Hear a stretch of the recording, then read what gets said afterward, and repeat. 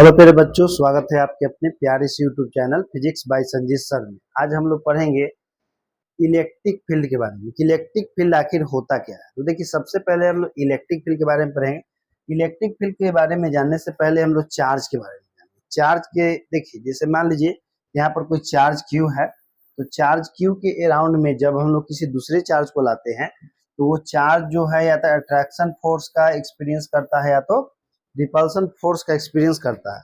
तो जिस चार्ज को हम लोग बाहर से लाते हैं वो चार्ज जो है आपका कहलाता है टेस्ट चार्ज कहलाता है, और जिस चार्ज के नजदीक में हम लाते हैं वो चार्ज जो है आपका सोर्स चार्ज कहलाता है। तो किसी भी चार्ज के अराउंड में एक ऐसा फील्ड जनरेट होता है जिसमें किसी दूसरे चार्ज को लाने पर वह चार्ज एक फोर्स का एक्सपीरियंस करता है। तो चार्ज के अराउंड में जो फील्ड जनरेट होता है उसी फील्ड को हम लोग कहते हैं इलेक्ट्रिक फील्ड कहते हैं। उसी फील्ड को क्या कहते हैं दोस्त?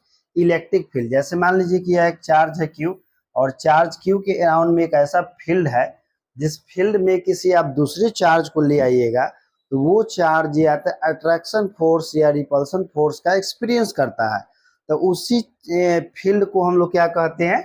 इलेक्ट्रिक फील्ड कहते हैं। समझ गए? तो इलेक्ट्रिक फील्ड का बहुत सिंपल सा डिफिनेशन है कि किसी चार्ज के अराउंड में एक ऐसा फील्ड जिसमें किसी दूसरे चार्ज को आप ले आइएगा तो वह चार्ज एक फोर्स का एक्सपीरियंस करेगा। वो फोर्स अट्रैक्शन फोर्स भी हो सकता है, वो फोर्स रिपल्सन फोर्स भी हो सकता है, लेकिन जिस चार्ज को आप ले आइएगा वह चार्ज एक फोर्स का एक्सपीरियंस करेगा। और जिस फील्ड में आप ले आ रहे हैं जिसमें वो चार्ज एक्सपीरियंस कर रहा है फोर्स को, तो इसी फील्ड को हम लोग क्या कहते हैं? इलेक्ट्रिक फील्ड कहते हैं। अब ये चार्ज को, ये वाला चार्ज कितना तेजी से अट्रैक्ट करेगा या कितना तेजी से रिपेल करेगा वो तो लाने के बाद ही पता चलेगा।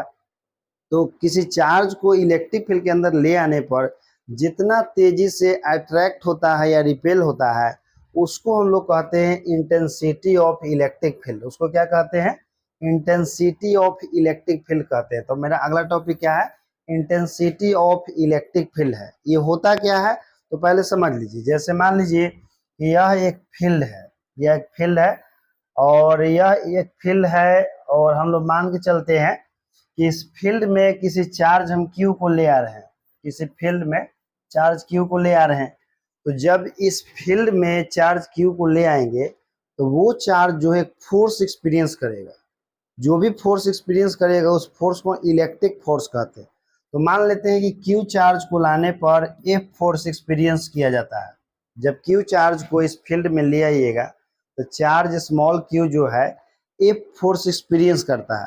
तो यूनिट चार्ज के द्वारा कितना फोर्स एक्सपीरियंस होगा? तो यूनिट चार्ज के द्वारा एफ बटा क्यू फोर्स एक्सपीरियंस होगा। और इलेक्ट्रिक फील्ड के अंदर में किसी भी पॉइंट पर, इलेक्ट्रिक फील्ड के अंदर में किसी भी पॉइंट पर यूनिट चार्ज के द्वारा जितना फोर्स एक्सपीरियंस किया जाता है उसी फोर्स को हम लोग इंटेंसिटी ऑफ इलेक्ट्रिक फील्ड कहते हैं। इंटेंसिटी ऑफ इलेक्ट्रिक फील्ड क्या होता है दोस्त? कि यूनिट चार्ज के द्वारा इलेक्ट्रिक फील्ड के अंदर में किसी भी पॉइंट पर जितना फोर्स एक्सपीरियंस किया जाता है उसी फोर्स को इंटेंसिटी ऑफ इलेक्ट्रिक फील्ड कहते हैं। जैसे कि क्यू चार्ज जो है एफ फोर्स एक्सपीरियंस कर रहा है तो यूनिट चार्ज कितना एक्सपीरियंस करेगा? एफ बाई क्यू एक्सपीरियंस करेगा। और यूनिट चार्ज के द्वारा इलेक्ट्रिक फील्ड के अंदर किसी भी पॉइंट पर फोर्स किया जो एक्सपीरियंस किया जाता है उसी फोर्स को इंटेंसिटी ऑफ इलेक्ट्रिक फील्ड कहते हैं। और इंटेंसिटी ऑफ इलेक्ट्रिक फील्ड को ई से लिखते हैं, इसलिए फॉर्मूला ई बराबर हो जाता है एफ बटा हमारा क्यू हो जाता है। कभी कभी देखिएगा ये वाला जो क्यू है इसके जगह पर कभी कभी क्यू नोट भी लिखा रहता है। क्या लिखा रहता है? कभी कभी क्यू की जगह पर क्यू नोट भी आपको मिल जाएगा, इस प्रकार से कि एफ है और बाई यहाँ क्यू नोट भी आपको यहाँ पर मिल जाएगा। जब इसी को आप वेक्टर फॉर्म में लिखिएगा तो वेक्टर फॉर्म में कुछ इस प्रकार से लिख सकते हैं हम लोग, ये बराबर ई बराबर वेक्टर ए बटा में हमारा क्यू नोट लिख सकते हैं, या आप क्यू भी लिख सकते हैं। तो ये हमारा फॉर्मूला हो गया इंटेंसिटी ऑफ इलेक्ट्रिक फील्ड का, जिसका डिफिनेशन बहुत आसान होता है कि इलेक्ट्रिक फील्ड के अंदर में किसी भी पॉइंट पर यूनिट चार्ज के द्वारा जितना फोर्स एक्सपीरियंस किया जाता है उसी फोर्स को हम लोग इंटेंसिटी ऑफ इलेक्ट्रिक फील्ड कहते हैं। और उसका फॉर्मूला होता है ई बराबर एफ बटा क्यू नोट, या वेक्टर ई बराबर वेक्टर एफ बटा क्यू नोट होता है। अब देखिए इंटेंसिटी ऑफ इलेक्ट्रिक फील्ड का यूनिट और डायमेंशन जो है बड़ा फेमस है, और वो एग्जाम में आता ही आता है। तो इसके बाद हम लोग लिखेंगे unit of intensity of electric field, unit of intensity of electric field, unit of intensity of electric field हम लिख दे रहे हैं, ठीक है। तो चूंकि हम लोग जानते हैं कि ई बराबर मेरा फॉर्मूला होता है एफ बटा क्यू होता है या क्यू नोट होता है। एफ जो है फोर्स है, फोर्स का यूनिट क्या होता है, न्यूटन होता है। क्यू जो हमारा चार्ज है, चार्ज का कूलम होता है, तो मेरा हो जाएगा न्यूटन पर कूलम, या आप लिख सकते हैं कि न्यूटन कूलम इनवर्स लिख सकते हैं। तो हमारा इंटेंसिटी ऑफ इलेक्ट्रिक फील्ड का यूनिट हो गया न्यूटन पर कूलम। एक और भी इसका होता है, एक होता है वोल्ट पर मीटर होता है, वोल्ट पर मीटर होता है, जिसको हम वोल्ट मीटर इनवर्स भी लिखते हैं। तो इंटेंसिटी ऑफ इलेक्ट्रिक फील्ड का दो ऐसा यूनिट होता है, एक न्यूटन पर कूलम, एक वोल्ट पर मीटर, दोनों में से कोई एग्जाम में पूछता है। और इसके बाद हम लोग डायमेंशन निकालेंगे, क्या निकालेंगे, डायमेंशन निकालेंगे। तो यहाँ टॉपिक लिख लीजिएगा, dimension of intensity of electric field, dimension of intensity of electric field हम लिख देते हैं ई। चूंकि हम लोग जानते हैं कि ई बराबर मेरा फॉर्मूला होता है एफ बटा में आपका क्यू नोट होता है। चूंकि फोर्स का जो डायमेंशन होता है एम एल टी इनवर्स 2 होता है, और चार्ज का जो डायमेंशन होता है 80 होता है। इसको ऊपर ले जाएंगे तो हमारा हो जाएगा एम एल टी इनवर्स 2, और ये हमारा टी इनवर्स, और ये हमारा ए इनवर्स हो जाएगा। तो क्या लिख सकते हैं इसको हम लोग, एम एल टी इनवर्स 3, और ये हमारा ए इनवर्स हो गया। कभी कभी एक जगह पर आई भी लिखा जाता है, कभी कभी क्या किया जाता है कि ए के स्थान पर हम लोग आई भी लिख देते हैं। तो एम एल टी इनवर्स 3, और यहाँ एक जगह पर आप आई भी लिख सकते हैं। तो ये हमारा हो गया इंटेंसिटी ऑफ इलेक्ट्रिक फील्ड का डायमेंशन हो गया। अब हम जानेंगे कि इंटेंसिटी ऑफ इलेक्ट्रिक फील्ड जो वेक्टर क्वांटिटी है कि स्केलर क्वांटिटी है। तो जैसा कि देखिए इस पर हम वेक्टर साइन दिए हैं, तो आपको पता चल गया होगा कि intensity of electric field vector quantity है। तो लिख लीजिएगा intensity of electric field is a vector quantity, ठीक है।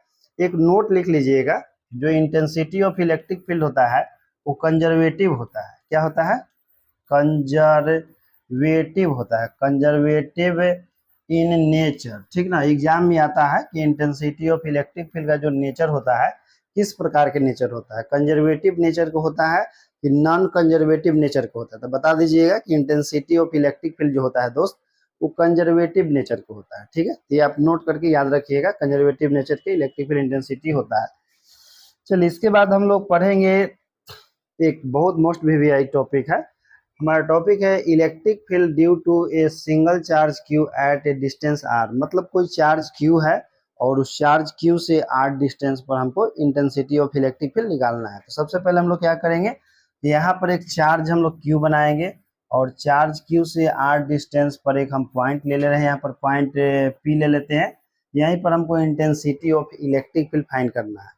तो यहाँ पर हम लोग क्या करते हैं कि डॉट डॉट से यहाँ पर लाइन थोड़ा खींच देते हैं इस प्रकार से। तो और यहाँ पर हम एक टेस्ट चार्ज रख देते हैं, यहाँ पर एक टेस्ट चार्ज क्यू नोट ला करके रख देते हैं। ये जो है मेरा सोर्स चार्ज है और ये वाला टेस्ट चार्ज है, दोनों के बीच का डिस्टेंस आर है। तो इस जो टेस्ट चार्ज है, तो टेस्ट चार्ज के ऊपर में जो हमारा ये वाला चार्ज है इलेक्ट्रिक फोर्स अप्लाई करता है, इलेक्ट्रिक फोर्स। तो हम इलेक्ट्रिक फोर्स को लिख देते हैं वेक्टर एफ। चूंकि इलेक्ट्रिक फोर्स जो लगता है वो इलेक्ट्रिक फील्ड के डायरेक्शन में ही लगता है, तो इसको आप वेक्टर ई भी लिख सकते हैं। अब देखिए इसमें हम लोग क्या करते हैं कि थोड़ा सा लैंग्वेज सपोज कर लेते हैं। सपोज कर लेते हैं कि एक पॉइंट चार्ज क्यू है जो पॉइंट ओ पर लोकेटेड है, और इससे आर डिस्टेंस पर एक पॉइंट पी है जहां पर कोई टेस्ट चार्ज क्यू नोट है। तो चार्ज क्यू नोट जो है, तो यहाँ एक चार्ज हमारा क्यू हो गया, यहाँ एक दूसरा चार्ज क्यू नोट हो गया। तो दोनों के बीच में हमारा कूलम फोर्स काम करेगा, क्योंकि जब दो चार्ज एक दूसरे से कुछ डिस्टेंस पर सेपरेटेड होते हैं तो दोनों के बीच में एक फोर्स काम करता है, जिस फोर्स का नाम होता है कूलम फोर्स। तो अकॉर्डिंग टू कूलम्स लॉ दोनों चार्ज के बीच में जो लगने वाला फोर्स है मेरा हो जाएगा F बराबर 1/4 पाई एप्सिलॉन नोट और Q इंटू क्यू नोट और डिवाइडेड बाई मेरा R² हो जाएगा। इसको हम लोग इक्वेशन 1 मान लेंगे। और चूंकि हम लोग अभी भी पढ़े हैं कि इलेक्ट्रिक फील्ड के किसी भी पॉइंट पर जो किसी यूनिट चार्ज द्वारा फोर्स एक्सपीरियंस किया जाता है उसको इंटेंसिटी ऑफ इलेक्ट्रिक फील्ड कहते हैं। और हाल फिलहाल में अभी हम पढ़ाएं आपको कि E बराबर फॉर्मूला होता है F बटा में Q नोट होता है। तो यहाँ से यदि हम लोग F बराबर लिखें तो मेरा F बराबर क्या हो जाएगा, Q नोट इंटू ई हो जाएगा कि नहीं, F बराबर Q नोट इंटू ई। तो इलेक्ट्रिक फील्ड के पॉइंट P पर चार्ज Q नोट जो है इसके द्वारा कितना फोर्स एक्सपीरियंस किया जाएगा, तो इसके द्वारा एक्सपीरियंस फोर्स होगा F बराबर हमारा Q नोट इंटू ई होगा, और इसको हम लोग मान लेंगे इक्वेशन नंबर 2। अब देखिए इक्वेशन 1 और इक्वेशन 2 दोनों में क्या सिमिलरिटी है कि दोनों का LHS सेम है। तो जब किसी भी इक्वेशन के LHS सेम होते हैं दो इक्वेशन के, तो उसके RHS ऑटोमेटिक इक्वल हो जाते हैं। तो हम लोग यहाँ क्या लिखेंगे कि from equation first and second लिखेंगे। From equation first and second लिख दीजिए। From equation first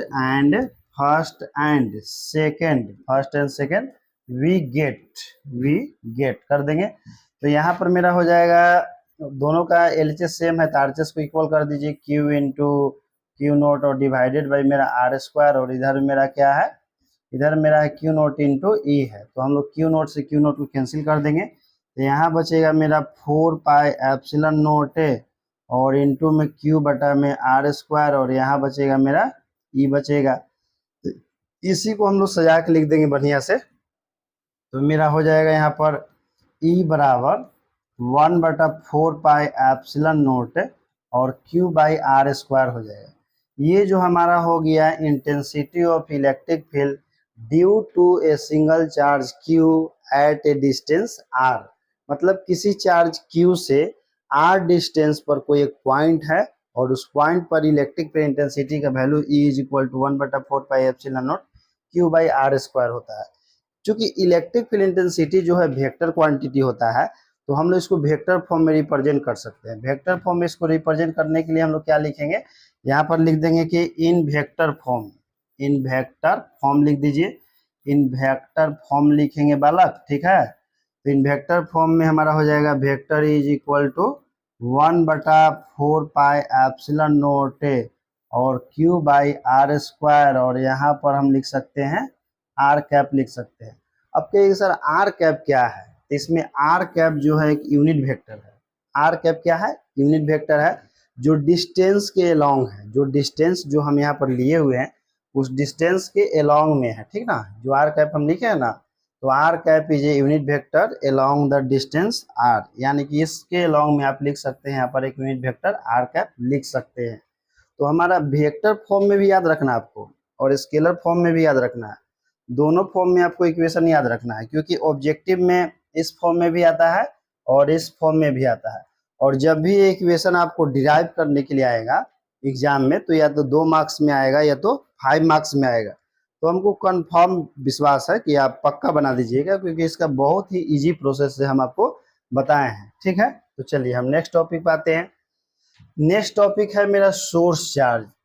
source charge क्या होता है, एक ऐसा चार्ज जिसके अराउंड में इलेक्ट्रिक फील्ड प्रोड्यूस होता है। एक ऐसा चार्ज जिसके अराउंड में इलेक्ट्रिक फील्ड प्रोड्यूस होता है, तो उसी चार्ज को हम लोग क्या कहते हैं, सोर्स चार्ज कहते हैं। तो आप मान लीजिए कि सोर्स चार्ज है।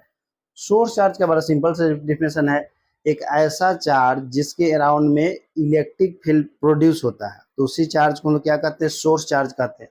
और सोर्स चार्ज के फील्ड में जो बाहर से हम लोग चार्ज लाते हैं इलेक्ट्रिक फील्ड और इलेक्ट्रिक फोर्स को एक्सपीरियंस करने के लिए, उस चार्ज को हम लोग टेस्ट चार्ज कहते हैं। उस चार्ज को क्या कहते हैं, टेस्ट चार्ज कहते हैं। तो इसके बाद मेरा टॉपिक टेस्ट चार्ज ही है। सोर्स चार्ज समझ गया ना, किसी चार्ज के अराउंड में इलेक्ट्रिक फील्ड प्रोड्यूस होता है, तो उसी चार्ज को हम लोग सोर्स चार्ज कहते हैं। और इस इलेक्ट्रिक फील्ड को एक्सपीरियंस करने के लिए बाहर से जो हम लोग चार्ज लाते हैं, उस चार्ज को हम लोग टेस्ट चार्ज कहते हैं। तो इसके बाद देखिए मेरा टॉपिक टेस्ट चार्ज ही है।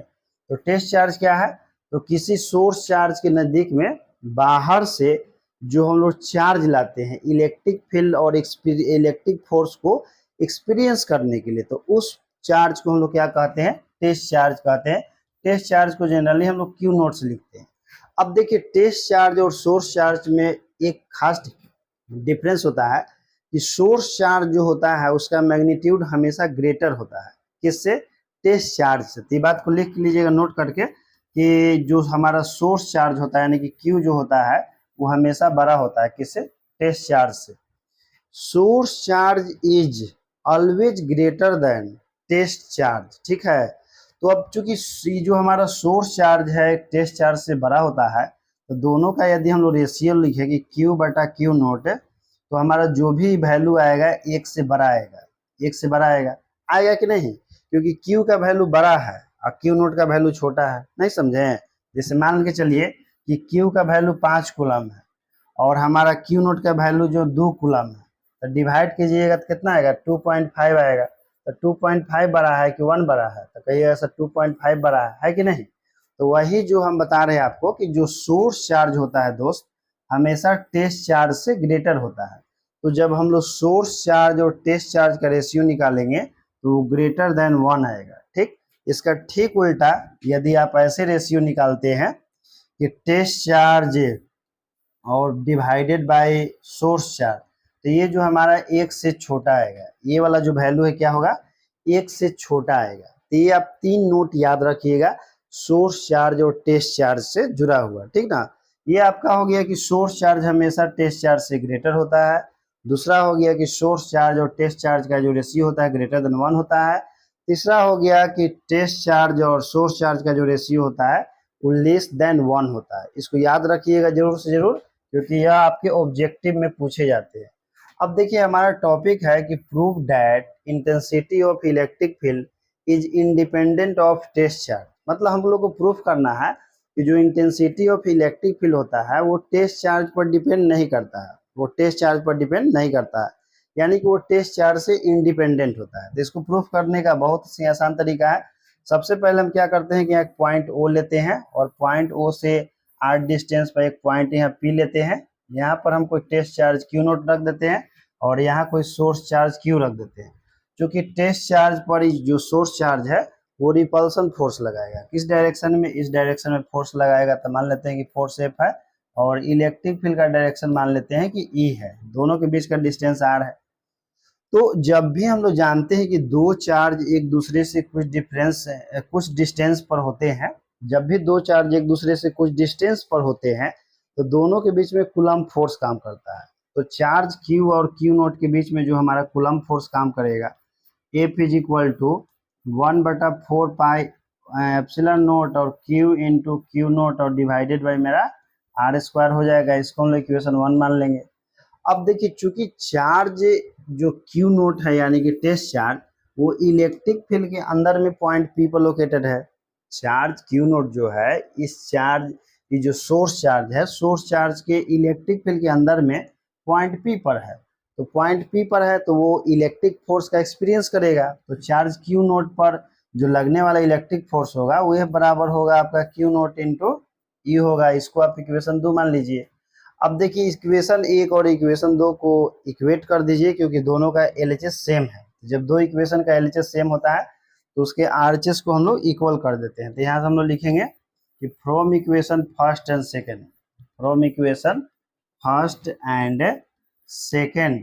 एंड सेकेंड वी गेट लिख देंगे। तो दोनों का RHS हम इक्वल कर देते हैं, 1/4 पाई एप्सिलॉन नोट और ये हमारा Q इंटू Q नोट और डिवाइडेड बाई R², और ये मेरा हो जाएगा आपका Q नोट इंटू E हो जाएगा। तो Q नोट से Q नोट हमारा कैंसिल हो जाएगा। तो यहाँ 1/4 पाई एप्सिलॉन नोट और Q बटा में आपका R² और इक्वल में हमारा E हो गया। अब देखिए जो हमारा इंटेंसिटी ऑफ इलेक्ट्रिक फील्ड आया है E का वैल्यू, तो E का वैल्यू मेरा आया है 1/4 पाई एप्सिलॉन नोट और यहाँ पर Q बटा में R² है। अब देखिए जो इंटेंसिटी ऑफ इलेक्ट्रिक फील्ड का फार्मूला आया है उस फार्मूला में क्या क्या है, तो उस फार्मूला में 1/4 पाई एप्सिलॉन नोट है, Q जो है कैपिटल Q है और कैपिटल Q हमारा सोर्स चार्ज है, R जो है डिस्टेंस है। तो देखिए इस फार्मूला में कहीं भी टेस्ट चार्ज आया, इस फार्मूला में कहीं भी टेस्ट चार्ज नहीं आया। तो जो चीज फार्मूला में नहीं होता है वो उस पर डिपेंड नहीं करता है। जैसे इलेक्ट्रिक फील्ड का जो फार्मूला आया 1/4 pi epsilon note source charge और बटा में टेस्ट चार्ज और सोर्स चार्ज के बीच का डिस्टेंस के स्क्वायर आया, तो इसमें तो कहीं टेस्ट चार्ज है ही नहीं। तो जो चीज फार्मूला में नहीं होता है उस पर वो डिपेंड नहीं करता है, और जो चीज फार्मूला में होता है उस पर डिपेंड करता है। तो इसमें हमारा कहीं टेस्ट चार्ज है ही नहीं, क्योंकि टेस्ट चार्ज तो हमारा Q नोट था और इस फार्मूला में हमारा Q नोट कहीं दिखाई दे नहीं रहा है। तो हम लोग यहाँ पर एक लाइन लास्ट में लिख देते हैं कि hence intensity of electric field is, hence intensity of electric field is independent of test charge. या आप ऐसे भी लिख सकते हैं कि hence intensity of electric field is intensity of electric field does not depend on test charge. दोनों में से कैसे भी लिख सकते हैं, ठीक ना। तो ये हमारा प्रूफ हो गया। अब यहाँ पर हम एक नोट बताने जा रहे हैं। नोट क्या है कि आखिर जो हमारा इलेक्ट्रिक फील्ड इंटेंसिटी है वो सोर्स चार्ज पर डिपेंड करता है, लेकिन टेस्ट चार्ज पर डिपेंड नहीं करता है। तो किस प्रकार से डिपेंड करता है? तो हमारा इंटेंसिटी ऑफ इलेक्ट्रिक फील्ड जो होता है सोर्स चार्ज के मैग्नीट्यूड के डायरेक्टली प्रोपोर्शनल होता है। इंटेंसिटी ऑफ इलेक्ट्रिक फील्ड का जो वैल्यू होता है वो हमारे सोर्स चार्ज के मैग्नीट्यूड के डायरेक्टली प्रोपोर्शनल होता है। मतलब सोर्स चार्ज जितने बड़ा अमाउंट का होगा, इंटेंसिटी ऑफ इलेक्ट्रिक फील्ड उसके नजदीक में उतना ही स्ट्रॉन्ग होगा, उतना ही इंटेंसिटी ऑफ इलेक्ट्रिक फील्ड क्या होगा? स्ट्रॉन्ग होगा, ठीक ना। क्योंकि देखिए ई प्रोपोर्शनल क्यू हो गया, मतलब जितने बड़का अमाउंट में सोर्स चार्ज होगा इंटेंसिटी ऑफ इलेक्ट्रिक फील्ड उतना ही जबरदस्त होगा, ठीक है। फिर दूसरा इसमें हमारा हो जाएगा कि ई प्रोपोर्शनल 1/r²। ई प्रोपोर्शनल 1/r²। कहने का मतलब है कि चार्ज, सोर्स चार्ज जो है, इससे जैसे जैसे डिस्टेंस बढ़ेगा इंटेंसिटी ऑफ इलेक्ट्रिक फील्ड का वैल्यू कम होते जाएगा। इंटेंसिटी ऑफ इलेक्ट्रिक फील्ड का वैल्यू कम होते जाएगा, ठीक। तो दूसरा रिलेशन क्या हो गया कि जो हमारा इंटेंसिटी ऑफ इलेक्ट्रिक फील्ड होता है वो डिस्टेंस के स्क्वायर का इन्वर्सली प्रोपोर्शनल होता है। डिस्टेंस के स्क्वायर के इन्वर्सली प्रोपोर्शनल होता है। कहने का मतलब कि जैसे जैसे सोर्स चार्ज से डिस्टेंस बढ़ेगा इंटेंसिटी ऑफ इलेक्ट्रिक फील्ड का वैल्यू धीरे धीरे डिक्रीज करते चल जाएगा। आखिर इंटेंसिटी ऑफ इलेक्ट्रिक फील्ड का वैल्यू जो डिक्रीज करेगा तो कोई एक ऐसा पॉइंट आएगा जहां पर इंटेंसिटी ऑफ इलेक्ट्रिक फील्ड का वैल्यू 0 हो जाएगा। कोई तो एक ऐसा पॉइंट मिलना चाहिए, क्योंकि जैसे जैसे हम लोग सोर्स चार्ज से दूर जा रहे हैं इंटेंसिटी ऑफ इलेक्ट्रिक फील्ड का वैल्यू घट रहा है। तो कोई एक ऐसा तो पॉइंट आएगा ही आएगा जहां पर इंटेंसिटी ऑफ इलेक्ट्रिक फील्ड का वैल्यू क्या होना चाहिए? 0 होना चाहिए। और पता है वो पॉइंट कहां पर है? वो पॉइंट है एट इन्फिनिटी। क्या? At infinity. तो इसको नोट करके लिख लीजिएगा कि the value of intensity of electric field is 0 at infinity, ठीक है। The value of intensity of electric field is 0 at infinity, ठीक ना। इसको हम ऐसे भी लिखते हैं, देखिए E infinitive is equal to 0। E infinitive is equal to 0 मतलब समझ गए? मतलब इंटेंसिटी ऑफ इलेक्ट्रिक फील्ड का जो वैल्यू होता है इन्फिनिटिव डिस्टेंस पर क्या हो जाता है? 0 हो जाता है। तो इसको याद रखिएगा। ये सारे पॉइंट्स जो मैं आपको बारी बारी से बता रहा हूँ और बारीकी से बता रहा हूँ, ये सब एग्जाम में आने वाले पॉइंट्स है, इसलिए आप इसको अंडर एस्टिमेट मत कीजिएगा, नहीं तो एग्जाम में लेने के देने पड़ सकते हैं। और जिनको भी पीडीएफ नोट्स चाहिए तो एक नंबर दे रहे हैं, उस पर कॉन्टेक्ट कर लीजिएगा, आपको पीडीएफ नोट्स मिल जाएगा, ठीक है। नंबर है आपका 95047681 और ये हो गया 69। इस नंबर पर आप व्हाट्सएप मैसेज कीजिएगा, ठीक है। आपको पीडीएफ मिल जाएगा। तो मिलते हैं अगला वीडियो में। जय हिंद प्यारे बाल को।